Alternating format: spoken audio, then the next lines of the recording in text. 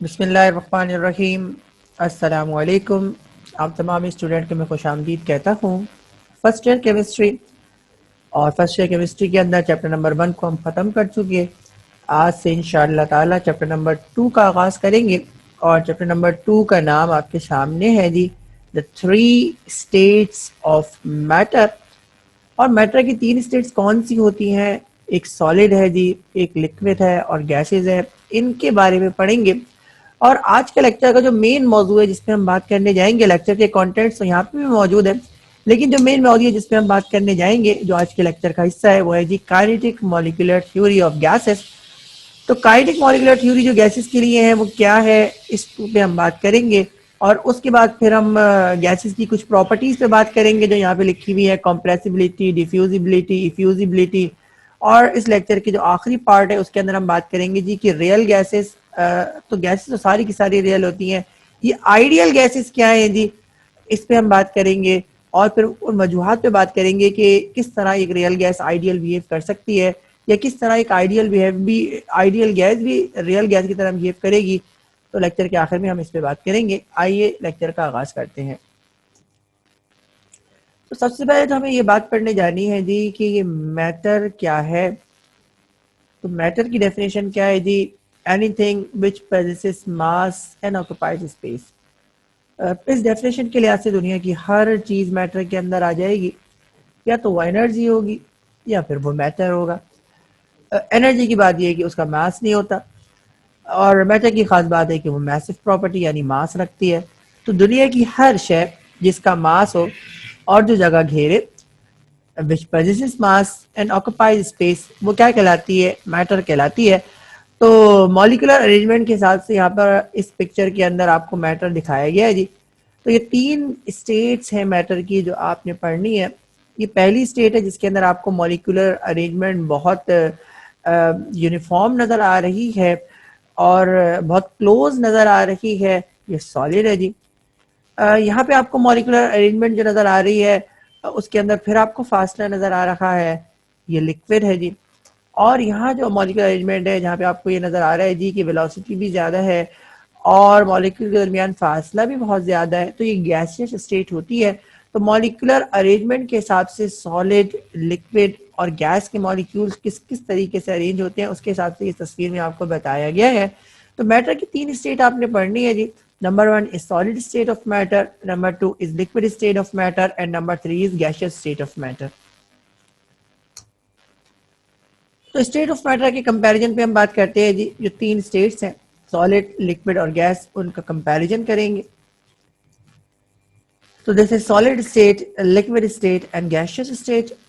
जो solid state है, solid की खास बात यह है जी कि इनका वॉल्यूम भी और शेप दोनों डेफिनेट होते हैं जी। डेफिनेट का मतलब, डिफाइनाइट का मतलब फिक्स्ड होता है जी। तो इनका शेप भी फिक्स होता है या डेफिनाइट होता है, डिस्क्राइब्ड होता है।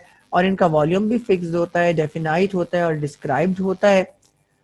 मॉलिक्यूल्स के दरमियान फासला इंतहाई कम होता है। यहाँ पे लिखा है molecule are very close to each other. इसका मतलब है मॉलिक्यूल के दरमियान जो मॉलिक्यूल आपस में बहुत करीब करीब है। और मॉलिक्यूल आपस में करीब करीब होने की वजह से इनके दरमियान जो इंटर मॉलिक्यूलर डिस्टेंस है, यानी मॉलिक्यूल के दरमियान का जो फ़र्क है वो इंतहाई कम है। यानी मॉलिक्यूल के दरमियान फासला इंतहाई कम है। और इस वजह से inter molecular force of attraction ये बहुत ज़्यादा है। तो ये 4 प्रॉपर्टीज हैं। यही 4 प्रॉपर्टीज हम लिक्विड की भी पढ़ेंगे और गैसेस की भी पढ़ेंगे।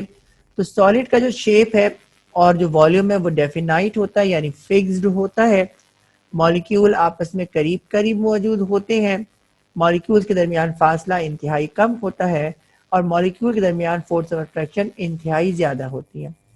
अगर हम लिक्विड की बात करें जी, तो लिक्विड का डेफिनेट वॉल्यूम तो होता है, यानी लिक्विड का फिक्स वॉल्यूम तो होता है, लेकिन लिक्विड का फिक्स शेप नहीं होता। ये वॉल्यूम तो आपको समझ में आ रहा है कि कितनी जगह घेरेगा। तो सॉलिड, मिसाल के तौर पर हम कोई सॉलिड ले लें, पेंसिल की बात कर लें चले, तो इसका वॉल्यूम क्या होगा जी? फिक्स होगा, यानी ये हमेशा एक ही जगह घेरेगी। और आप चाहे इसे बीकर में रखें और आप चाहे इसे जार के अंदर ट्रांसफर कर दें, या आप किसी और या आप ऐसे इसको देख लें, तो आपको इसका शेप कैसा लगेगा? शेप भी सेम लगेगा और ये वॉल्यूम भी सेम ही ऑक्युपाई करेगा। लेकिन अगर आप लिक्विड की बात करें तो लिक्विड को आप चाहे जार में ले लें, लिक्विड को आप टेस्ट ट्यूब के अंदर ले लें, लिक्विड को आप बीकर के अंदर ले लें, वॉल्यूम तो लिक्विड का सेम रहेगा, लेकिन शेप में फर्क पड़ जाएगा। जिस वक्त आप टेस्ट ट्यूब में लेंगे तो जो टेस्ट ट्यूब का शेप होगा वही लिक्विड का शेप होगा, जिस वक्त आप इसको बीकर में लेंगे तो जो बीकर का शेप होगा वही आपके लिक्विड का शेप होगा। और अगर आप इसे सर्कुलर जग के अंदर ले लें या सर्कुलर जार के अंदर ले लें तो इसका शेप भी कैसा हो जाएगा, सर्कुलर हो जाएगा। यानी लिक्विड का शेप ये तो फिक्स नहीं है, लेकिन लिक्विड का वॉल्यूम फिक्स है। तो ये लिक्विड की प्रॉपर्टी है जो सॉलिड से मुख्तलिफ है। अगर आप बात करें जी इनके इंटर मॉलिक्यूल के दरमियान फर्क की, तो इनके मॉलिक्यूल्स के दरमियान जो फर्क है, जो डिस्टेंस है, वो सॉलिड के मुकाबले में ज्यादा होता है। तो इंटरमॉलिक्यूलर डिस्टेंस जो लिक्विड के मॉलिक्यूल्स के दरमियान होता है वो सॉलिड के मॉलिक्यूल्स के दरमियान के मुकाबले में ज़रा ज़्यादा होता है, इसलिए हमने यहाँ पे लिखा है इंटरमीडिएट। और यहाँ इस तस्वीर में आप देखिए, आपको ये बात वाज़ेह तौर पर नज़र आ रही है कि सॉलिड के मॉलिक्यूल्स के दरमियान फासला बहुत कम है और ये जो मॉलिक्यूल्स हैं ये बहुत करीब करीब हैं। लेकिन अगर आप लिक्विड्स की बात करें तो लिक्विड के मॉलिक्यूल के दरमियान यानी लिक्विड के पार्टिकल्स के दरमियान फासला ज़्यादा है और सॉलिड के मुकाबले में ज्यादा है। तो इस डिस्टेंस को आप इंटरमीडिएट डिस्टेंस कहते हैं जी। और जो फोर्स ऑफ अट्रैक्शन होती है वो भी इंटरमीडिएट दरमियाना को कहते हैं जी। और इंटरमीडिएट का वर्ड इसलिए इस्तेमाल किया गया है जी कि इंटर मॉलिक्यूलर डिस्टेंस सॉलिड से तो ज्यादा है लेकिन गैसेस से कम है। इसी तरह inter molecular force of attraction ये सॉलिड से तो कम है लेकिन गैसेस से ज्यादा है। तो क्योंकि लिक्विड स्टेट ये दरमियानी स्टेट है बिटवीन सॉलिड एंड गैसेस, इसलिए यहाँ पर जो वर्ड इस्तेमाल किया गया है वो इंटरमीडिएट का इस्तेमाल किया गया है। और इंटरमीडिएट का मतलब दरमियाना होता है और दरमियाने का मतलब एक से कम और दूसरे से ज्यादा होना। तो इंटरमॉलिक्यूलर डिस्टेंस लिक्विड के अंदर ये सॉलिड से ज्यादा होता है लेकिन गैसेस के मुकाबले में कम होता है। और जो इंटरमॉलिक्यूलर फोर्स ऑफ अट्रैक्शन है वो लिक्विड में सॉलिड के मुकाबले में तो कम होती है लेकिन गैसेस के मुकाबले में ज्यादा होती हैं। गैसेस स्टेट ऑफ मैटर पे हम बात करेंगे जी। तो जो गैसेस स्टेट ऑफ मैटर है जी, तो गैसेस का ना शेप होता है ना इसका कोई वॉल्यूम होता है।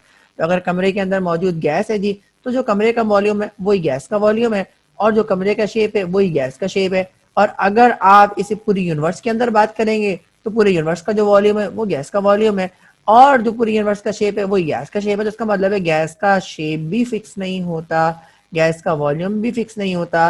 अगर आप गैस को किसी कंटेनर के अंदर कन्फाइन कर देंगे तो जो कंटेनर का वॉल्यूम है वो गैस का वॉल्यूम है, जो कंटेनर का शेप है वो गैस का शेप है। इसका मतलब ये हुआ कि गैस ना अपना खास शेप रखती है ना खास वॉल्यूम रखती है। अगर आप लिक्विड के बारे में बात करें तो लिक्विड खास वॉल्यूम तो रख रही थी लेकिन खास शेप नहीं रख रहा था।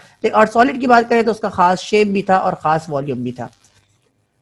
अगर मॉलिक्यूल्स के दरमियान फासले की बात करें तो मॉलिक्यूल्स जो गैसेस के मॉलिक्यूल्स होते हैं वो फार फ्रॉम ईच अदर होते हैं। इसका मतलब ये है कि इनके दरमियान इंटर मॉलिक्यूलर डिस्टेंस बहुत ज़्यादा होता है। और अगर आप inter molecular force of attraction की बात करें तो ये इंतहाई कम होती हैं, इतनी कम होती हैं कि आप इसे नेग्लेक्ट कर सकते हैं जी। तो ये तीन जो स्टेट्स थी यानी जो तीन स्टेट्स ऑफ मैटर थी, सॉलिड, लिक्विड और गैसेस, उनको आपने कंपेयर किया शेप के लिहाज से, वॉल्यूम के लिहाज से, इंटरमॉलिक्यूलर डिस्टेंस के लिहाज से और इंटरमॉलिक्यूलर फोर्स ऑफ अट्रैक्शन के लिहाज से।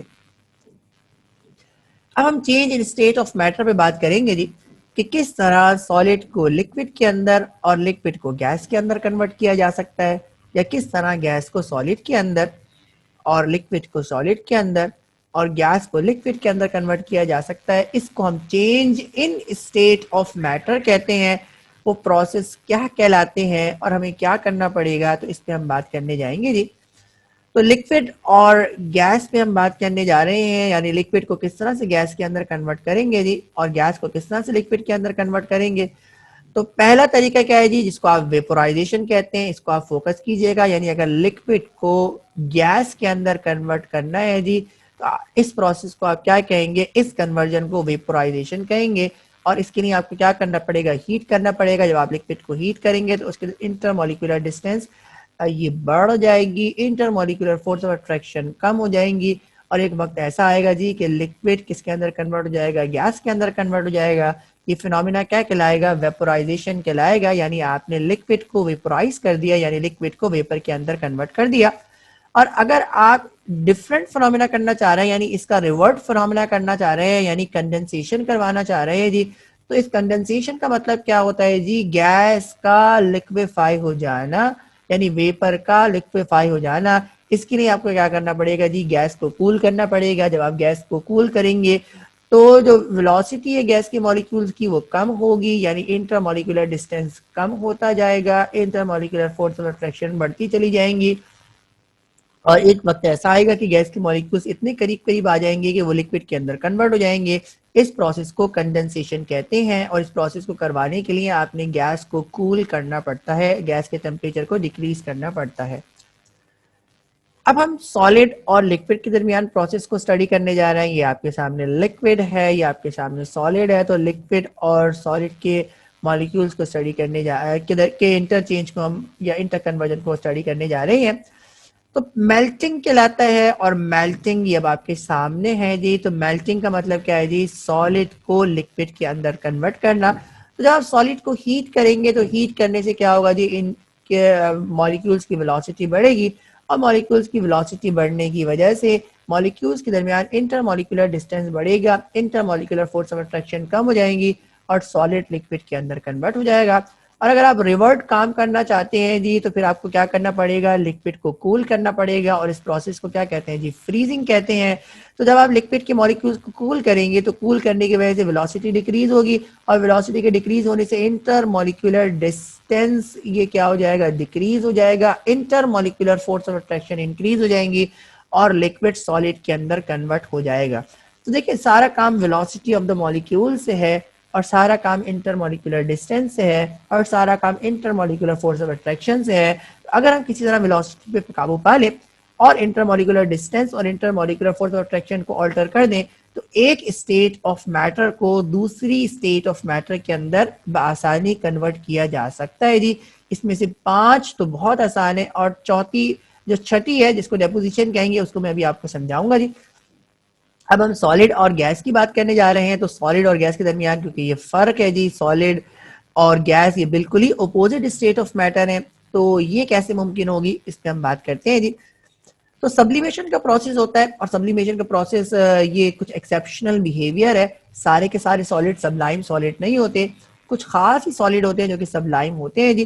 तो जो सॉलिड है, अगर आप सॉलिड को हीट करेंगे तो सॉलिड के अंदर अगर intermolecular force of attraction weak थी और इंटरमॉलिक्यूलर डिस्टेंस ज्यादा था, तो जब आप हीट करेंगे तो सॉलिड डायरेक्टली गैसेस के अंदर कन्वर्ट हो जाएगा। वरना तो जो रूट है वो ये है जी कि अगर आप सॉलिड को हीट करेंगे तो वो पहले लिक्विड के अंदर कन्वर्ट होगा, और फिर लिक्विड किसके अंदर कन्वर्ट होगा, वो गैस के अंदर कन्वर्ट। तो तरीका कार तो यही है कि पहले सॉलिड लिक्विड के अंदर कन्वर्ट हो और उसके बाद वो गैस के अंदर कन्वर्ट हो। लेकिन कुछ सॉलिड जिस तरह काफूर है जी, जिस तरह सॉलिड आयोडीन है, जिस तरह ड्राई आइस है, ये तमाम वो सॉलिड है कि जिनके दरमियान इंटरमॉलिक्यूलर फोर्स ऑफ अट्रैक्शन बहुत कम होती है, इंटरमॉलिक्यूलर डिस्टेंस इनके दरमियान ज्यादा होता है।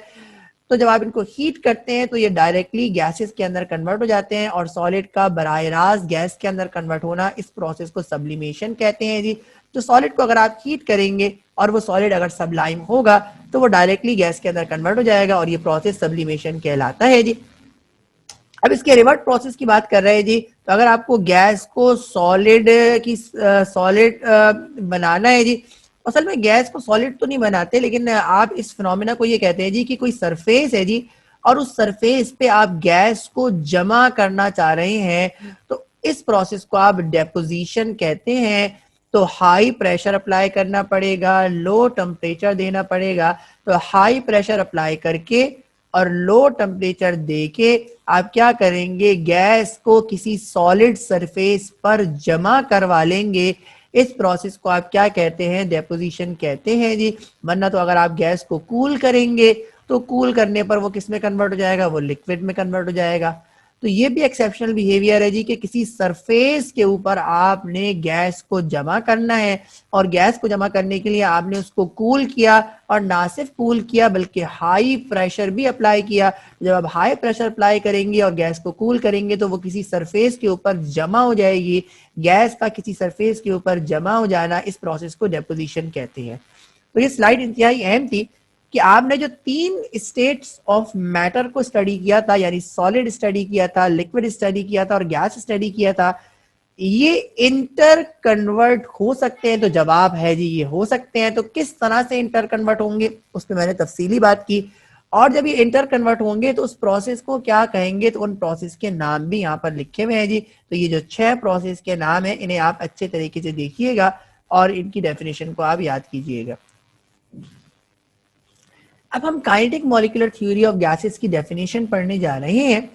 यानी ये काइनेटिक मॉलिक्यूलर थ्योरी है क्या, ये किस चीज को डिफाइन करती है, ये हमें क्या बताती है, इस पे हम बात करेंगे। तो काइनेटिक मॉलिक्यूलर थ्योरी को अगर आपने डिफाइन करना है तो उसकी डेफिनेशन अब आपके सामने है और यहां से इसकी डेफिनेशन लिखी हुई है जी।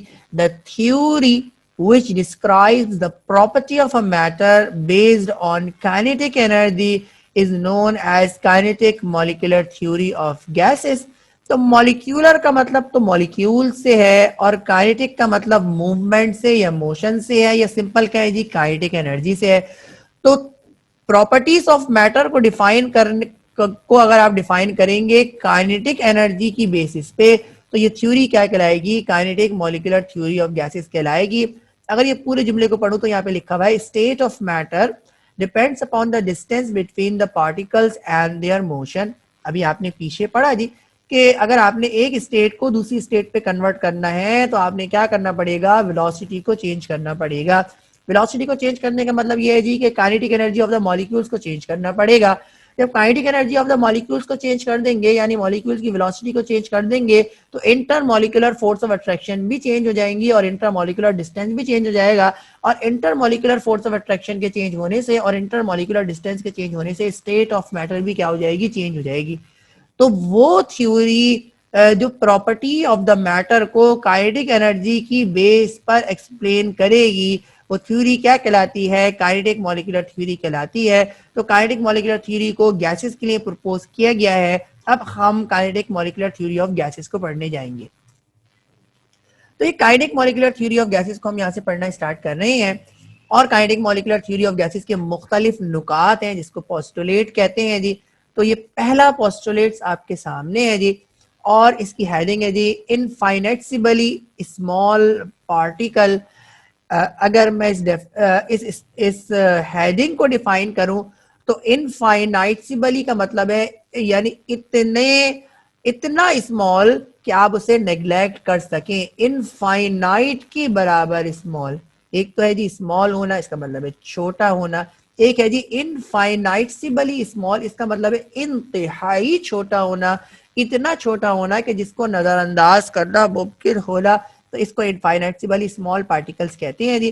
तो इसको पढ़ते हैं जी। लिखा हुआ है gases are composed of number of small particles. तो जो गैस का जो सैंपल है उसके अंदर नंबर ऑफ यानी ला तादाद स्मॉल पार्टिकल्स होते हैं। और ये भी आप जानते हैं जी कि गैस के पार्टिकल्स को आप मॉलिक्यूल्स कहते हैं। मिसाल के तौर पर हाइड्रोजन गैस की बात की जाए तो इसका फॉर्मूला H2 है, इसका मतलब है ये हाइड्रोजन मॉलिक्यूल है।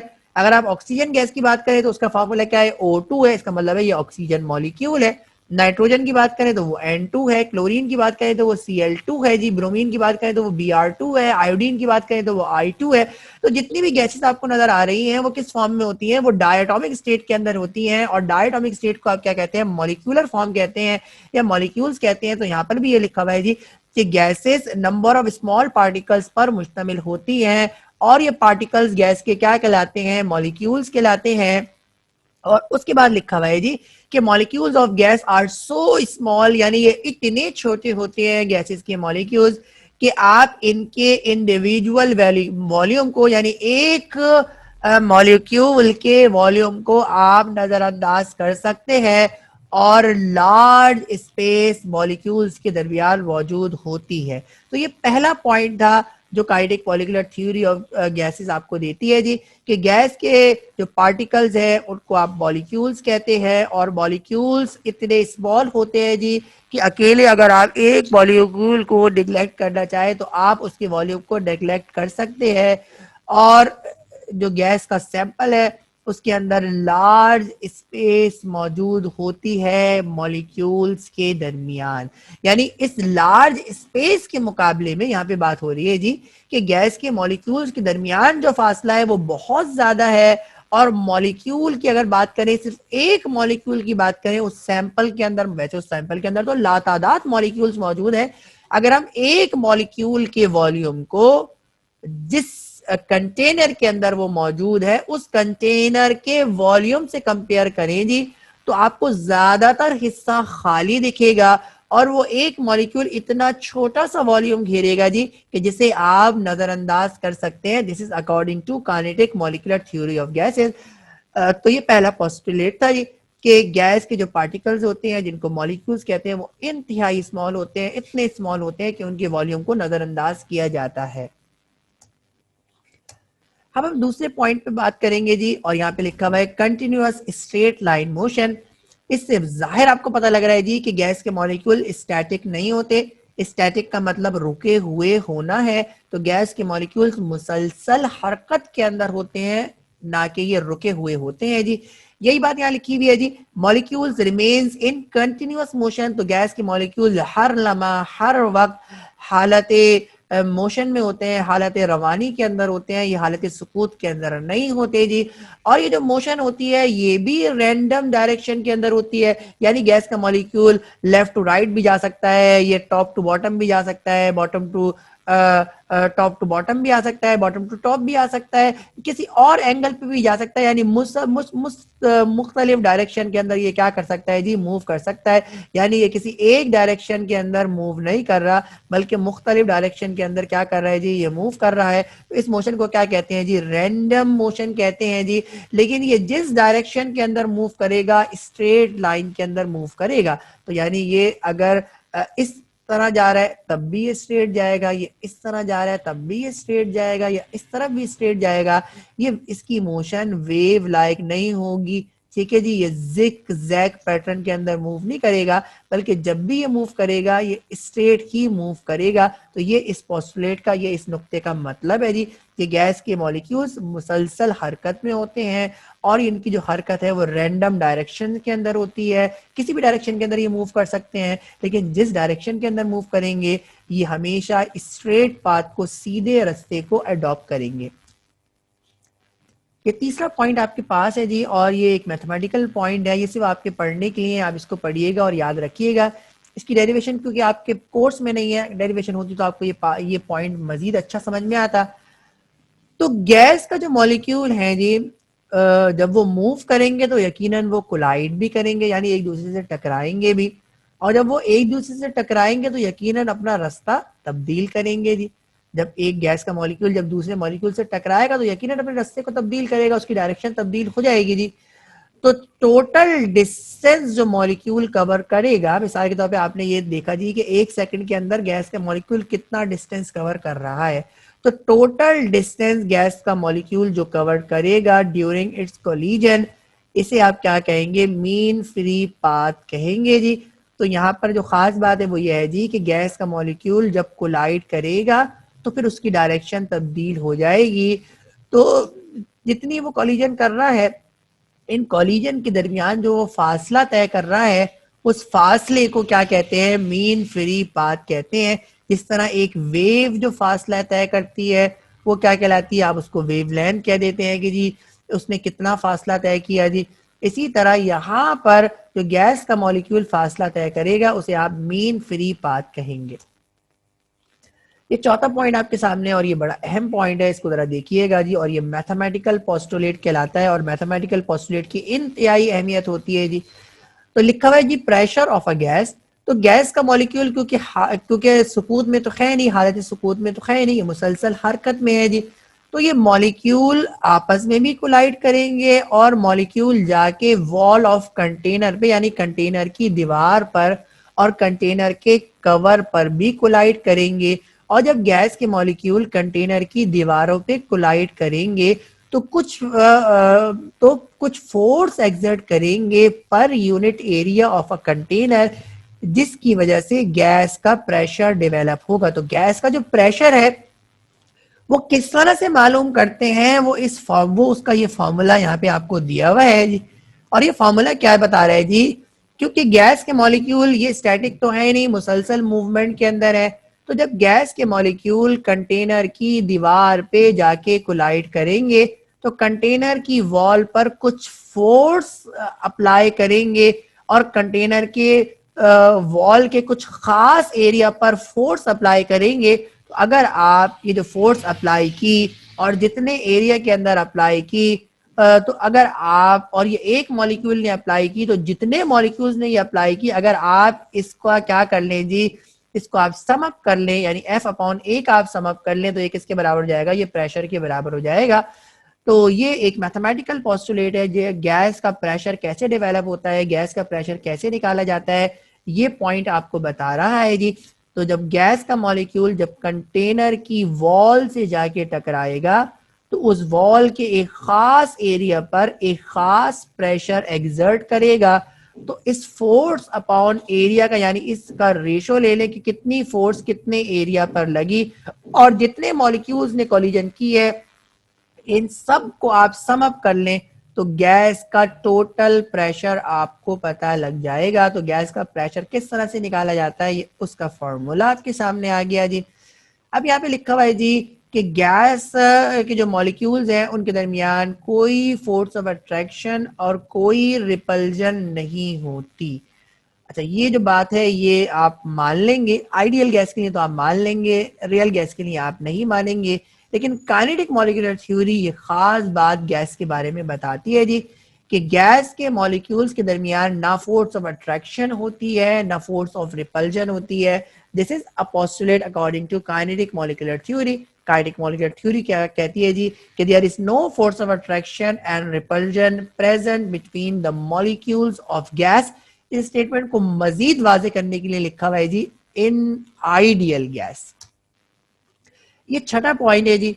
और छठा पॉइंट ये है जी कि गैस कंप्रेसिबल होती है, और कंप्रेसिबल होने की वजह आपके सामने है जी, क्योंकि गैस के मॉलिक्यूल के दरमियान डिस्टेंस बहुत ज्यादा होता है। इसका मतलब ये है जी कि अगर आप प्रेशर अप्लाई करेंगे, यानी एक्सटर्नल प्रेशर अप्लाई करेंगे, तो गैस के मॉलिक्यूल्स करीब करीब आ जाएंगे, और गैस के मॉलिक्यूल्स का करीब करीब आना, इसे आप कंप्रेसिबिलिटी कहते हैं जी। तो काइनेटिक मॉलिक्यूलर थ्योरी आपको ये भी बताती है जी कि गैसेस कंप्रेसिबल होती हैं, और उसकी वजह भी आपको बताती है। और वजह क्या है जी कि इंटर मॉलिक्यूलर डिस्टेंस बहुत ज्यादा होता है और लार्ज स्पेसेस गैस के मॉलिक्यूल्स के दरमियान होती हैं। तो अगर कोई चाहे, यानी अगर कोई प्रेशर को अप्लाई करता है, तो प्रेशर के अप्लाई करने से मॉलिक्यूल्स करीब करीब आएंगे, इसका मतलब है। और मॉलिक्यूल्स के करीब करीब आने का मतलब है जी कि गैस कंप्रेसिबल है।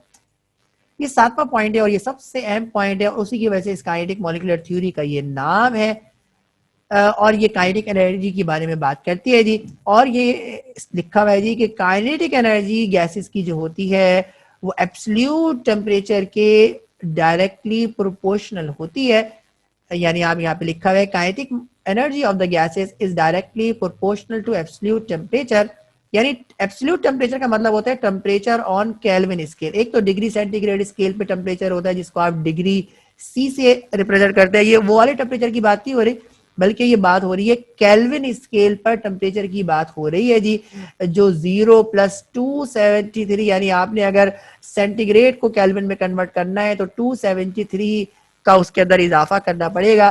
तो केल्विन स्केल पे बात कर रहे हैं हम। तो डायरेक्टली प्रोपोर्शनल का मतलब ये है ये कि अगर आप टेम्परेचर को बढ़ाएंगे तो टेम्परेचर के बढ़ाने से काइनेटिक एनर्जी गैसेस की बढ़ेगी। यानी टेम्परेचर को बढ़ाएंगे तो मॉलिक्यूल्स की वेलोसिटी बढ़ेगी, और वेलोसिटी का डायरेक्ट रिलेशन किससे है, काइनेटिक एनर्जी से है। तो टेम्परेचर को बढ़ाने से वेलोसिटी बढ़ेगी मॉलिक्यूल्स की, और वेलोसिटी के बढ़ने से मॉलिक्यूल्स की काइनेटिक एनर्जी बढ़ेगी।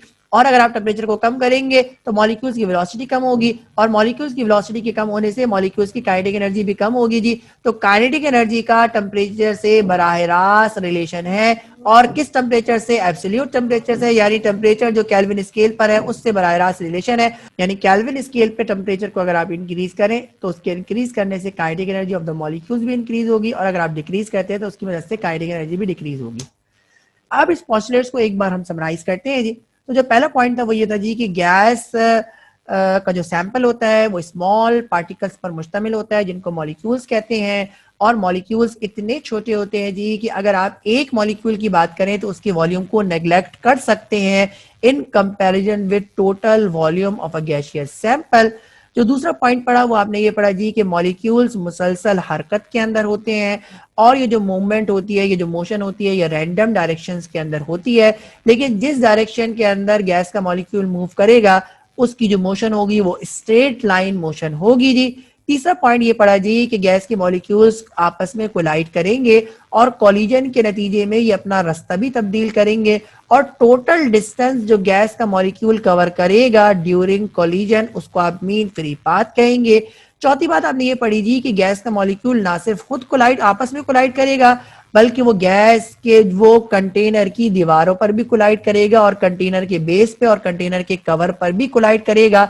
और ये क्या करेगा जी, जब गैस का मॉलिक्यूल कोलाइड करेगा तो एक फोर्स अप्लाई करेगा एक खास एरिया पे। तो अगर आप फोर्स और एरिया का रेशो ले लें तो ये गैस के मॉलिक्यूल के प्रेशर के बराबर होगा जी। पांचवी बात आपने ये पढ़ी जी कि गैस के मॉलिक्यूल्स के दरमियान कोई फोर्स ऑफ अट्रैक्शन कोई फोर्स ऑफ रिपल्जन नहीं होती जी। अगली जो बात पढ़ी वो ये पढ़ी जी कि गैसेस कंप्रेसिबल है और कंप्रेसिबल होने की वजह क्या है जी कि गैस के मॉलिक्यूल के दरमियान फासला बहुत ज्यादा होता है जी। तो अगर आप प्रेशर अप्लाई करते हैं तो प्रेशर के अप्लाई करने से गैस के मॉलिक्यूल्स करीब करीब आ जाते हैं। इसका मतलब है जी कि गैस के सैंपल को कंप्रेस किया जा सकता है। और जो सातवीं बात पड़ी वो भी मैथमेटिकल पोस्टुलेट था, वो ये था जी कि काइनेटिक एनर्जी जो गैसेस की होती है it is directly proportional to absolute temperature, यानी kinetic energy K E is directly proportional to temperature absolute. अब हम गैस की कुछ प्रॉपर्टीज को पढ़ने जा रहे हैं और ये पहली प्रॉपर्टी अभी आपने पीछे भी पढ़ ली कि गैसेस आर कंप्रेसिबल जी। तो गैसेस बासानी कंप्रेस हो जाती हैं जी, यानी आप कहेंगे जी गैसेस आर इजीली कंप्रेसिबल। अब हम इस फिनोमेना को काइनेटिक मॉलिक्यूलर थ्योरी की मदद से एक्सप्लेन करेंगे जी। तो काइनेटिक मॉलिक्यूलर थ्योरी ये कहती है जी कि मॉलिक्यूल्स जो गैस के मॉलिक्यूल्स हैं उनके दरमियान फासला बहुत ज्यादा होता है और फासला ज्यादा होने की वजह से ज्यादातर जो हिस्सा होता है गैस के सैंपल का वो खाली होता है, फोर्स ऑफ अट्रैक्शन क्या होती है बहुत कम होती है। इसलिए अगर कोई प्रेशर अप्लाई करता है तो प्रेशर अप्लाई करने की वजह से क्या होगा, मॉलिक्यूल्स करीब करीब आ जाएंगे और मॉलिक्यूल्स के करीब करीब आने की वजह से जो गैस का वॉल्यूम है वो क्या हो जाएगा, डिक्रीज हो जाएगा। और वॉल्यूम प्रेशर अप्लाई करके वॉल्यूम को डिक्रीज करना ये क्या कहलाता है, कंप्रेसिबिलिटी कहलाता है। और जो गैसेज है वो हाईली कंप्रेसिबल होती हैं और उसकी वजह यह है जी कि मॉलिक्यूल्स का दूर दूर होना और गैस के सैंपल में ज्यादातर हिस्से का खाली होना। अब हम डिफ्यूजिबिलिटी पे बात करेंगे और डिफ्यूजिबिलिटी को पढ़ने से पहले हमें ये दो डेफिनेशन या दो टर्म्स को पढ़ना है जी कि डिफ्यूजन क्या होता है और इफ्यूजन क्या होता है। तो डिफ्यूजन का मतलब क्या है जी, the spreading of gaseous molecules from one side to another side because of its random motion, this is known as diffusion.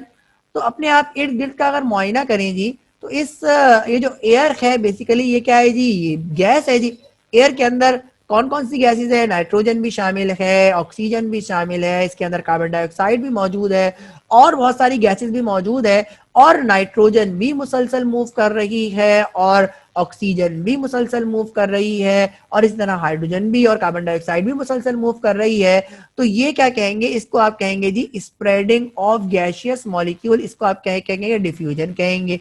या आप ये कहें जी कि एक कंटेनर है, एक कंटेनर के अंदर आपने गैस को भरा हुआ है जी, ठीक है जी। अब आपने क्या किया, उस कंटेनर का पूरा कवर हटा दिया, उस कंटेनर का आपने ढक्कन हटा दिया, तो गैस उस कंटेनर के अंदर तो रहेगी नहीं बल्कि वो किसके अंदर, वो एनवायरनमेंट के अंदर क्या हो जाएगी, स्प्रेड हो जाएगी, डिफ्यूज हो जाएगी, फैल जाएगी।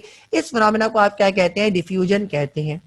इफ्यूजन भी डिफ्यूजन की एक किस्म है, लेकिन यहाँ पे आपने क्या करना पड़ेगा जी, it is the spreading of molecules of gas from one side to another side through a small and narrow hole. यानी जो स्प्रे की बोतल है उसके अंदर भी गैस मौजूद है, लेकिन आप क्या करते हैं, स्प्रे के नोजल को प्रेस करते हैं और गैस एक बारीक से सुराख से निकलती है और वो पूरे के पूरे एनवायरनमेंट के अंदर क्या हो जाती है, स्प्रेड हो जाती है जी। तो अगर आप उसे बारीक होल से गुजार कर स्प्रेड करवा रहे हैं तो ये स्प्रेडिंग क्या कहलाएगी, डिफ्यूजन कहलाएगी। और अगर आप क्या करें कि पूरे का पूरा कैप ही उस कंटेनर का हटा दें और गैस को एक साथ डिफ्यूज होने दें, एक साथ स्प्रेड होने दें, तो ये डिफ्यूजन कहलाएगा। यानी spreading of a molecule of a gas from a large area, इसे क्या कहेंगे, डिफ्यूजन कहेंगे। और फ्रॉम स्मॉल एरिया, इसे क्या कहेंगे, इफ्यूजन कहेंगे। तो डिफ्यूजन और इफ्यूजन दोनों डिफ्यूजिबिलिटी ही कहलाती है। और डिफ्यूजिबिलिटी का मतलब स्प्रेडिंग है, डिफ्यूजन का मतलब है गैस के मॉलिक्यूल का लार्ज एरिया से स्प्रेड होना, और इफ्यूजन का मतलब है गैस के मॉलिक्यूल का स्मॉल एरिया से, बारीक से सुराख से स्प्रेड होना।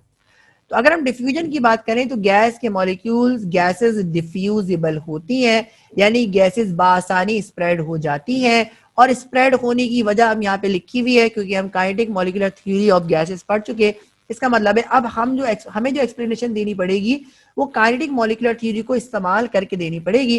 तो काइनेटिक मॉलिक्यूलर थ्योरी ये कहती है जी कि गैस के मॉलिक्यूल्स के दरमियान जो स्पेस होती है वो बहुत ज्यादा होती है, और स्पेस के ज्यादा होने की वजह से इनके दरमियान फोर्स ऑफ अट्रैक्शन इंतहाई कम होती है। और फोर्स ऑफ अट्रैक्शन इंतहाई कम होने की वजह से ये बासानी मूव कर सकते हैं। तो जब इन्हें मौका मिलेगा, यानी आपने अगर कवर रखा हुआ है तो इनके पास जगह ही नहीं है बाहर निकलने की, लेकिन अगर आपने कवर हटा दिया, अगर आप इन्हें जगह देंगे, तो फिर ये उस कंटेनर के अंदर नहीं रुकेंगे, उस वेसल के अंदर नहीं रुकेंगे, बल्कि एनवायरनमेंट के अंदर फैल जाएंगे, स्प्रेड हो जाएंगे। इस फिनोमेना को क्या कहते हैं, डिफ्यूजिबिलिटी कहते हैं। और डिफ्यूजिबिलिटी की वजह क्या है, फोर्स ऑफ अट्रैक्शन का इंतहाई कम होना। या तो आप कहें नो फोर्सेस, तो खैर नो फोर्स कहना तो फिर जाती हो जाएगी जी। फोर्सेस है लेकिन इतनी कम है कि आप उसे नेग्लेक्ट कर सकते हैं जी। तो फोर्स ऑफ अट्रैक्शन इतनी कम है जी कि वो नेग्लेक्ट है। इसका मतलब है गैस के मॉलिक्यूल एक दूसरे मॉलिक्यूल को संभाल नहीं सकेंगे। अगर इनको रास्ता मिलता है तो ये क्या हो जाएंगे, स्प्रेड हो जाएंगे। और स्प्रेड हो जाना ये डिफ्यूजिबिलिटी कहलाता है। अब ये तीसरी अहम तरीन प्रॉपर्टी है जिसको आप कहते हैं जी प्रेशर। और प्रेशर कौन अप्लाई करती है, गैस अप्लाई करती है। तो प्रेशर होता क्या है, यहाँ पर अभी आपने पीछे भी पढ़ लिया, यहाँ पर भी आप पढ़ लें जी कि the force exerted by the molecules on a unit area of a container is known as pressure। तो मैंने क्या बताया था जी कि गैस के मॉलिक्यूल्स रुके हुए तो है नहीं, तो ये जाके जब कंटेनर की वॉल पर टकराएंगे तो वॉल के एक खास एरिया पर एक खास प्रेशर एक्सर्ट करेंगे। तो अगर आप इस फोर्स को एरिया से डिवाइड कर दें तो इसका जो जवाब आएगा वो गैस के प्रेशर के बराबर आएगा। तो ये एक मॉलिक्यूल की प्रेशर हो गया, और जितने मॉलिक्यूल्स मौजूद होंगे वो जितना प्रेशर एक्सर्ट करेंगे, अगर आप उनको सम कर लें तो गैस का टोटल प्रेशर आपके पास आ जाएगा जी। तो यहाँ पर काइनेटिक मॉलिक्यूलर थ्योरी इस बात को किस तरह से एक्सप्लेन करती है, ये इस तरह से एक्सप्लेन करती है जी कि गैस के मॉलिक्यूल रुके हुए तो है नहीं, बल्कि ये मुसलसल हाल मोशन के अंदर है। और इनकी मोशन क्या है जी, रैंडम है जी। ये आपस में भी कोलाइड करते हैं और वॉल ऑफ द कंटेनर से भी कोलाइड करते हैं। और जब गैस के मॉलिक्यूल जाकर कंटेनर की वॉल से कोलाइड करेंगे तो कंटेनर की वॉल पर कुछ प्रेशर एक्सर्ट करेंगे जी। तो ये फिनोमेना क्या कहलाता है, ये phenomena pressure of a gas कहलाता है।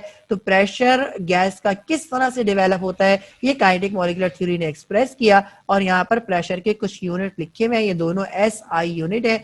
न्यूटन ये फोर्स का यूनिट होता है, मीटर स्क्वायर ये एरिया का यूनिट है, तो न्यूटन मीटर स्क्वायर ये एक तरीका इसको एक्सप्रेस करने का। और क्योंकि न्यूटन जो बराबर है उसको ये ड्राइव यूनिट है, और किलोग्राम पर मीटर सेकंड स्क्वायर के ये बराबर होता है जी।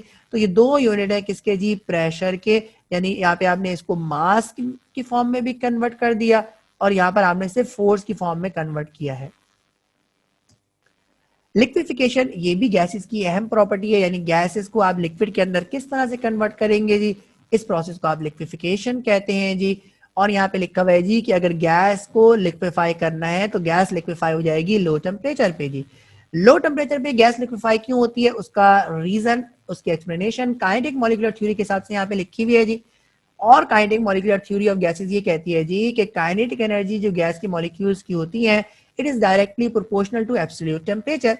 तो अगर आप टेम्परेचर को डिक्रीज करेंगे तो टेम्परेचर को डिक्रीज करने से मॉलिक्यूल्स की वेलोसिटी डिक्रीज हो जाएगी, यानी मॉलिक्यूल्स की काइनेटिक एनर्जी डिक्रीज हो जाएगी। और मॉलिक्यूल्स की काइनेटिक एनर्जी डिक्रीज होने की वजह से ये जो गैस के मॉलिक्यूल्स हैं इनकी रफ्तार क्या हो जाएगी, कम हो जाएगी। और जब इनकी रफ्तार कम होगी तो इसका मतलब ये है जी कि inter molecular force of attraction बढ़ जाएंगी, और inter molecular force of attraction के बढ़ने की वजह से मॉलिक्यूल्स करीब करीब आ जाएंगे, और जब मॉलिक्यूल्स करीब करीब आएंगे तो गैस लिक्विड के अंदर कन्वर्ट हो जाएगी। ये फिनोमिना लिक्विफेक्शन कहलाता है या लिक्विफिकेशन कहलाता है, यानी गैस के मॉलिक्यूल्स का लिक्विड के अंदर कन्वर्ट हो जाना।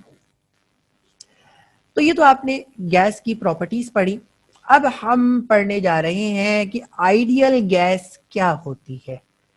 तो देखिए, रियल गैस तो हर गैस रियल है, यानी स्टेट ऑफ मैटर जिसका कोई शेप ना हो और जिसका जो कोई खास वॉल्यूम ना घेरे उसको आप गैस कहेंगे।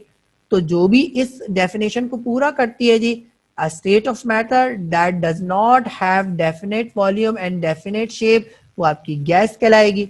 या वो कहेंगे जी वो स्टेट ऑफ मैटर जिनके मॉलिक्यूल्स के दरमियान फोर्स ऑफ अट्रैक्शन बहुत कम होती है, वो भी गैस कहलाती है।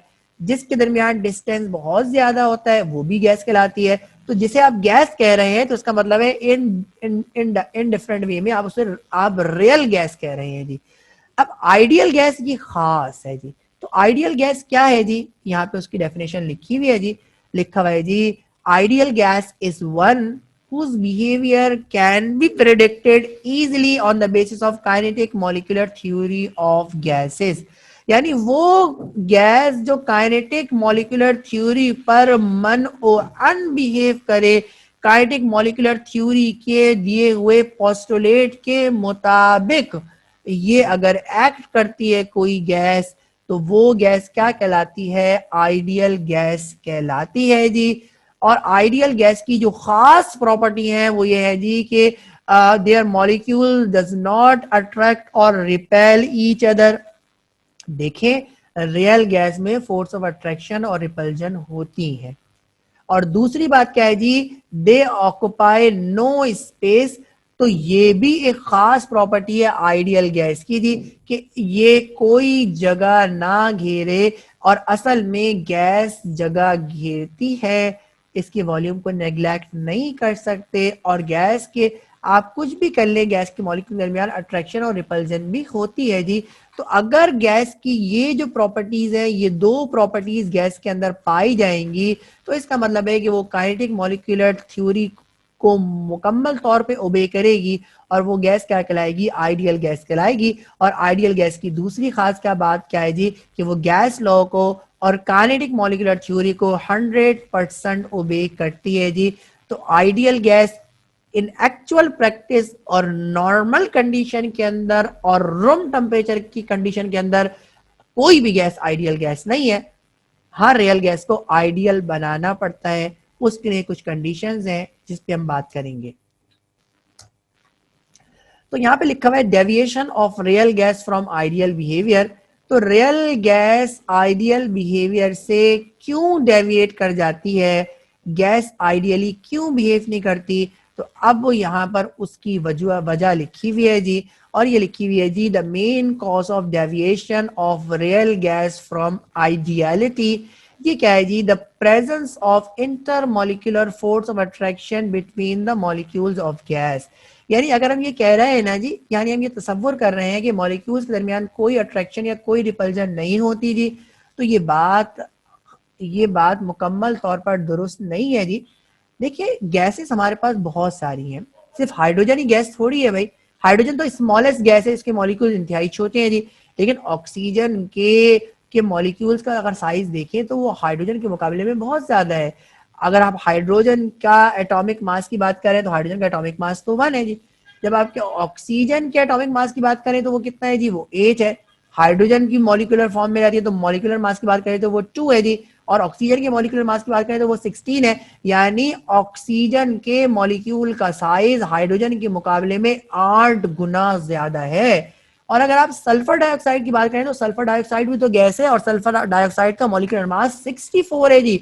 तो आप ये देखिए, ये ऑक्सीजन के मुकाबले में इतने गुना ज्यादा है जी। तो जब गैस के मॉलिक्यूल्स का साइज बढ़ता जाएगा, तो जो दो बातें मैं बार बार कह रहा हूं ना जी, कि गैस के मॉलिक्यूल एक मॉलिक्यूल को के वॉल्यूम को आप नजरअंदाज कर सकते हैं जी। तो अगर ये छोटा मॉलिक्यूल है यानी ऑक्सीजन के मामले में तो हम इसको बात को मान लेंगे, लेकिन सल्फर डाइऑक्साइड जिसका मॉलिक्यूलर मास 64 ग्राम है, तो उसके बारे में मॉलिक्यूल के वॉल्यूम को नेग्लेक्ट करना, नजरअंदाज करना ये आसान नहीं रहेगा। और मॉलिक्यूल के दरमियान डिस्टेंस भी क्या हो जाएगा, कम हो जाएगा। छोटे छोटे मॉलिक्यूल 4 मौजूद हो तो दूर दूर मौजूद होंगे, और छोटे बड़े बड़े मॉलिक्यूल अगर 4 मौजूद हो तो इसका मतलब ये है कि उनके दरमियान फासले को आप नजरअंदाज नहीं कर सकते। इसका मतलब ये है जी कि मॉलिक्यूल्स के दरमियान फोर्स ऑफ अट्रैक्शन होती है, और ये वो बड़ी वजह है जिसकी वजह से गैस आइडियल बिहेव नहीं करती।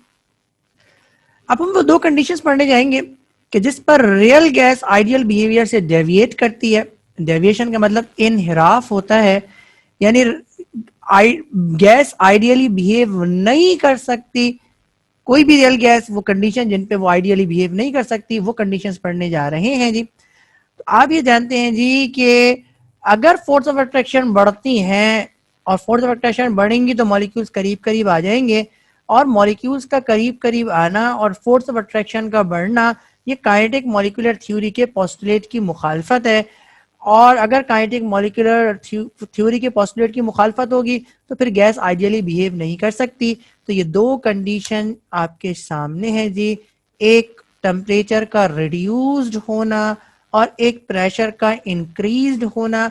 यानी लो टेम्परेचर पर और हाई टेम्परेचर पर कोई भी गैस आइडियल बिहेव नहीं कर सकती, और उसकी वजह क्या है वो यहां पर लिखी हुई है जी।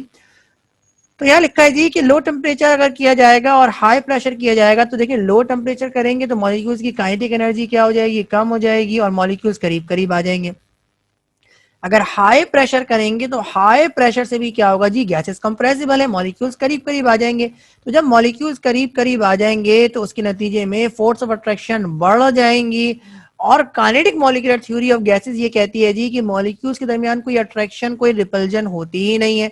तो आइडियल गैस वो होती है कि किसके मॉलिक्यूल्स के दरमियान फोर्स ऑफ अट्रैक्शन और रिपल्जन ना हो, लेकिन टेम्परेचर कम करने से और प्रेशर के बढ़ाने से फोर्स ऑफ अट्रैक्शन जो पहले से मौजूद हैं वो मजीद बढ़ जाएंगी। तो मजीद बढ़ने का मतलब ये है जी कि ये जो डेविएशन है, ये जो इनहिराफ है, ये जो मुखालफत है, ये बढ़ जाएगी और गैस आइडियली बिहेव नहीं कर सकेगी। यहां से आपने एक बात और भी सीखी होगी कि अगर ये कंडीशन ऑल्टर कर दी जाए, यानी ये कंडीशन रिवर्ट कर दी जाए, तो फिर कुछ चांसेस बनेंगे जी कि रियल गैस आइडियली बिहेव कर सके। अब हम वो कंडीशन पढ़ने जाएंगे जी कि जिन कंडीशन पर ये डेविएशन क्या होती है जी, डिक्रीज होती है। ठीक है जी। तो ये कौन सी कंडीशन है, ये है जी high temperature and low pressure जी। तो हाई टेम्परेचर का मतलब है टेम्परेचर जब आप बढ़ाएंगे तो मॉलिक्यूल्स की काइनेटिक एनर्जी बढ़ेगी, मॉलिक्यूल्स की काइनेटिक एनर्जी बढ़ेगी तो मॉलिक्यूल्स की वेलोसिटी बढ़ेगी, और मॉलिक्यूल्स की वेलोसिटी का मतलब यह है जी कि मॉलिक्यूल्स मजीद दूर दूर चले जाएंगे, और जब ये मजीद दूर दूर जाएंगे तो inter molecular force of attraction क्या हो जाएगी, डिक्रीज हो जाएगी। यही काम प्रेशर के कम करने से होगा जी कि आप प्रेशर को कम कर दें। जब प्रेशर को कम करेंगे तो इसका मतलब है गैस का वॉल्यूम क्या हो जाएगा, मजीद बढ़ जाएगा। तो गैस का वॉल्यूम बढ़ेगा तो प्रेशर कम होगा, तो गैस का वॉल्यूम बढ़ गया, इसका मतलब यह है कि मॉलिक्यूल के दरमियान फासला मजीद बढ़ गया, और जितना मॉलिक्यूल्स के दरमियान फासला बढ़ेगा उतना अट्रैक्टिव फोर्सेस कम होती चली जाएंगी, और जितना अट्रैक्टिव फोर्सेस कम होंगी उतना आपको अट्रैक्टिव फोर्सेस को नजरअंदाज करना आसान होगा। काइनेटिक मॉलिक्यूलर थ्योरी ये कहती है जी कि कोई फोर्स ऑफ अट्रैक्शन नहीं होती। चले कोई फोर्स ऑफ अट्रैक्शन को छोड़ दें, लेकिन अगर वो इतनी कम हो कि आप उसे नजरअंदाज कर सकें, तब आप ये कह सकते हैं जी कि आपकी गैस आइडियली बिहेव कर रही है। तो ये वो दो कंडीशन है जिसपे आपकी रियल गैस भी आइडियली बिहेव करेगी, और वो क्या है जी, हाई टेम्परेचर और लो प्रेशर। हाई टेम्परेचर करने से या लो प्रेशर करने से होगा क्या जी कि मॉलिक्यूल्स के दरमियान फासला बढ़ जाएगा, और जब मॉलिक्यूल्स के दरमियान फासला बढ़ेगा तो उनके दरमियान फोर्स ऑफ अट्रैक्शन क्या हो जाएगी जी, कम हो जाएगी, और गैस आइडियल बिहेव करना शुरू कर देगी। यानी गैस काइनेटिक मॉलिक्यूलर थ्योरी के अकॉर्डिंग ओबे करना शुरू कर देगी। अब रियल और आइडियल गैस के दरमियान डिफरेंस है, इसको देखते हैं जी। तो जितनी भी गैसेस इस यूनिवर्स के अंदर मौजूद हैं वो सारी की सारी रियल गैसेस हैं। सिर्फ वो गैसेस जो कि काइनेटिक मॉलिक्यूलर थ्योरी को ओबे करती हैं वो आइडियल गैस कहलाती हैं। तो ये पहला फर्क हो गया कि दुनिया की सारी गैसेस आइडियल नहीं है, बल्कि दुनिया की सारी गैसेस रियल गैसेस हैं। आइडियल गैस भी रियल गैस कहलाएगी। आइडियल गैस वो खास गैसेस हैं कि जो काइनेटिक मॉलिक्यूलर थ्योरी को ओबे करती हैं जी। अगर हम हाई प्रेशर की बात करें तो गैस जो गैस है आपकी वो रियल गैस के तौर पर बिहेव करेगी, और अगर आप लो प्रेशर की बात करें तो गैस आइडियली बिहेव करेगी। वो दो कंडीशन यहाँ पे आ रही हैं। अगर आप लो टेम्परेचर की बात करें तो गैस रियल गैस के तौर पर बिहेव करेगी, और अगर आप हाई टेम्परेचर की बात करें तो फिर गैस आइडियल गैस के तौर पर बिहेव करेगी। और रियल गैस के दरमियान फोर्स ऑफ अट्रैक्शन मौजूद होती हैं, और आइडियल गैस के अंदर फोर्स ऑफ अट्रैक्शन या तो आप लिखें कि मौजूद नहीं होती, या आप ये लिखें जी कि मौजूद होती है लेकिन इतनी कम होती है कि उसे नजरअंदाज कर सकते हैं। तो ये रियल और आइडियल गैस के दरमियान डिफरेंस था। तो ये आज का लेक्चर था, और आज के लेक्चर के अंदर हमने बहुत सारे टॉपिक पढ़े। इसका मौजूद तो kinetic molecular theory of gases था, लेकिन हमने और बहुत सारे टॉपिक को स्टडी किया। मैटर से हमने इसको स्टार्ट किया था। थ्री स्टेट्स ऑफ जो मैटर होती हैं, सॉलिड, लिक्विड और गैस, उनके बारे में पढ़ा, उनके कंपैरिजन को पढ़ा। उसके बाद अगर आपको याद हो तो हमने एक कन्वर्जन की बात की थी जी, कि किस तरह से एक स्टेट ऑफ मैटर दूसरे स्टेट ऑफ मैटर के अंदर कन्वर्ट होगी, उस प्रोसेस को क्या कहा जाएगा, इसके बारे में पढ़ा था। उसके बाद फिर हमने kinetic molecular theory of gases को पढ़ा और उसके पोस्टुलेट को हमने डिफाइन किया, और उसके बाद फिर हमने प्रॉपर्टीज ऑफ द गैसेस को पढ़ा, और सबसे आखिर में हमने रियल और आइडियल गैस के दरमियान डिफरेंस को देखा। तो इम्तिहान में सवालात किस तरह से आए हैं आइए देखते हैं जी। ये पहला सवाल आपके सामने है जी, और ये लिखा हुआ है right postulates of kinetic molecular theory of gases. तो इस सवाल के अंदर आपको काइनेटिक मॉलिक्यूलर थ्योरी के पोस्टुलेट्स मांगे हैं जी। आपने काइनेटिक मॉलिक्यूलर थ्योरी क्या होती है उसे डिफाइन किया, उसके बाद फिर आपने पोस्टुलेट लिखे। पोस्टुलेट में आप चाहें तो इसे बगैर हेडिंग के भी लिख सकते हैं, और अगर आप चाहें तो इसको हेडिंग के साथ लिखिए। तो क्योंकि उसने 4 पोस्टुलेट नहीं मांगे, इसलिए आपने सारे के सारे यानी 7 के 7 पोस्टुलेट लिखना जरूरी है जी। और अगर वो कहेगा कि कोई से 4 लिखो जी, तो आप ये जो जिनके अंदर फॉर्मूला है, जिसके अंदर मैथमेटिकल फॉर्म है, उन 2 पोस्टुलेट को लाजमी लिखें। यानी प्रेशर ऑफ अ गैस वाले पॉइंट को लाजमी लिखें, काइनेटिक एनर्जी वाले पॉइंट को लाजमी लिखें। अभी आपने देखा जी कि फोर्स ऑफ अट्रैक्शन और रिपल्जन का बड़ा गहरा ताल्लुक है आइडियल गैस से, तो इस पॉइंट को लाजमी लिखें। और ये जो पहला पॉइंट था जी कि गैस के मॉलिक्यूल्स बहुत स्मॉल होते हैं जी, बहुत छोटे होते हैं जी, और उन इतने छोटे होते हैं कि उनकी वॉल्यूम को नेग्लेक्ट कर सकते हैं, तो इस पॉइंट को लिखें। ये 4 पॉइंट आप लाजमी लिखें। ये दूसरा क्वेश्चन आपके सामने है, और यहाँ पे लिखा हुआ है explain any one state of matter on the basis of kinetic molecular theory. किसी एक स्टेट ऑफ मैटर को डिफाइन करें kinetic molecular theory of gases की बेस पर। तो गैस को ही डिफाइन, हमने गैस स्टेट ऑफ मैटर ही पढ़ा है, तो गैस को हम डिफाइन करा। तो kinetic molecular theory of gas, इस सवाल का जो जवाब है वो ये है जी कि आप कंप्रेसिबिलिटी ऑफ गैसेस को लिखें, आप डिफ्यूजिबिलिटी ऑफ गैस को लिखें, आप प्रेशर ऑफ द गैस को लिखें, यानी गैस की प्रॉपर्टीज को लिखें, और प्रॉपर्टीज को लिखने के बाद उसे काइनेटिक मॉलिक्यूलर थ्योरी की मदद से एक्सप्लेन करें। ये इस सवाल का मकसद था। यहाँ पे लिखा हुआ है explain any one state of matter. तो वन स्टेट ऑफ मैटर में मैंने गैस को सिलेक्ट किया, तो गैस की प्रॉपर्टीज को काइनेटिक मॉलिक्यूलर थ्योरी की बेसिस पर एक्सप्लेन करना है इस सवाल के अंदर। क्वेश्चन नंबर 3 आपके सामने, और यहाँ पे लिखा हुआ है what is an ideal gas. Ideal gas क्या होती है इसे डिफाइन करें, और लिखा हुआ है and what are the causes of deviation of real gas from ideal behaviour. वो वजूहात बताइए कि जिस पर एक रियल गैस आइडियल बिहेवियर से डेविएट कर जाती है। तो ये सवाल का जवाब है। यहाँ पर आइडियल गैस की आपने डेफिनेशन लिखी, उसके बाद आप ये लिख रहे हैं जी कि causes of deviation of real gas from ideal behaviour. तो अब आपने क्या लिखा, देखिए यहाँ पर आप देखिए, ये सवाल आपने अभी पीछे नहीं पढ़ा था, यहाँ पे इसका जवाब लिखा हुआ है जी। लिखा हुआ है कि काइनेटिक मॉलिक्यूलर थ्योरी ये कहती है जी, ये 2 पॉइंट्स काइनेटिक मॉलिक्यूलर थ्योरी के आपने लिखे। ये पहला पॉइंट नंबर 1 है, molecules are so small that their individual volume can be neglected but the space between the molecules is very large.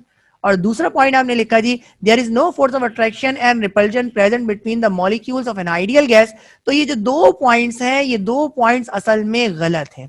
Kinetic molecular theory के जो 2 पॉइंट्स हैं वो दुरुस्त नहीं है जी। तो आपने लिखा there are 2 faulty assumption in kinetic molecular theory of gases.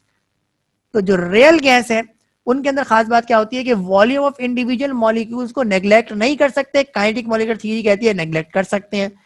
और रियल गैस का के अंदर फोर्स ऑफ अट्रैक्शन और रिपल्जन होती है, kinetic molecular theory of gas कहती है कि नहीं होती है। तो ये 2 गलत पॉइंट्स हैं जिसकी वजह से रियल गैस आइडियल गैस से डेविएट करती है। और अगर आप ये इफेक्ट को अगर मजीद इनहेंस करवाना है तो आप टेम्परेचर को डिक्रीज कर दें और प्रेशर को इंक्रीज कर दें। तो टेम्परेचर के डिक्रीज करने की वजह से और प्रेशर के इंक्रीज करने की वजह से मॉलिक्यूल्स मजीद करीब करीब आ जाएंगे, जिसकी वजह से फोर्स ऑफ अट्रैक्शन और रिपल्जन मजीद बढ़ जाएंगी और मॉलिक्यूल को यानी इंडिविजुअल अकेले मॉलिक्यूल को नजरअंदाज करना मुश्किल हो जाएगा। तो ये सवाल का जवाब था। इस सवाल के जवाब में आपने काइनेटिक मॉलिक्यूलर थ्योरी के पोस्टुलेट भी बताए और फिर रियल गैस के लिए उन पोस्टुलेट्स को आपने सही भी किया और वो कंडीशन भी बताई कि जिस कंडीशन पर इनहिराफ मजीद बढ़ जाएगा।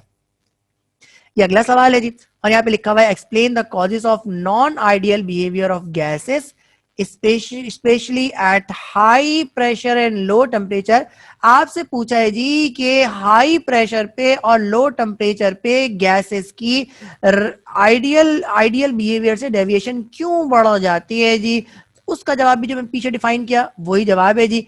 और आपने लिखा जी कि हाई जब प्रेशर करेंगे और लो टेम्परेचर करेंगे तो मॉलिक्यूल्स के दरमियान क्या हो जाएगा जी, मॉलिक्यूल्स के दरमियान डिस्टेंस क्या हो जाएगा, डिक्रीज हो जाएगा, फोर्स ऑफ अट्रैक्शन बढ़ जाएगी, मॉलिक्यूल्स करीब करीब आ जाएंगे और मॉलिक्यूल्स करीब करीब आ जाएंगे जिसकी वजह से जो काइनेटिक मॉलिक्यूलर थ्योरी के पोस्टुलेट्स हैं वो क्या हो जाएंगे, वो डिनाई हो जाएंगे, वो डिसओबे होना शुरू हो जाएंगे, जिसकी वजह से आपकी इन कंडीशन में आपकी गैस आइडियली बिहेव नहीं करती।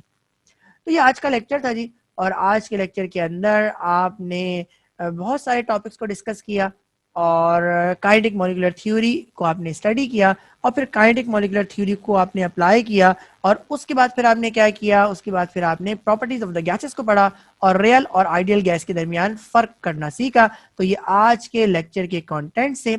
आपसे अगले लेक्चर के अंदर मुलाकात होगी जो इस चैप्टर नंबर 2 का लेक्चर नंबर 2 है और उसके अंदर हम गैस लॉस को पढ़ेंगे यानी बॉयल्स लॉ, चार्ल्स लॉ और एवोगैड्रोस लॉ को डिस्कस करेंगे। इन गैस लॉस को ड्राइव करेंगे और उसके बाद फिर इनके न्यूमेरिकल्स करना सीखेंगे। इंशाल्लाह आपसे अगले लेक्चर में मुलाकात होगी। अपना ख्याल रखिएगा। अस्सलामु अलैकुम।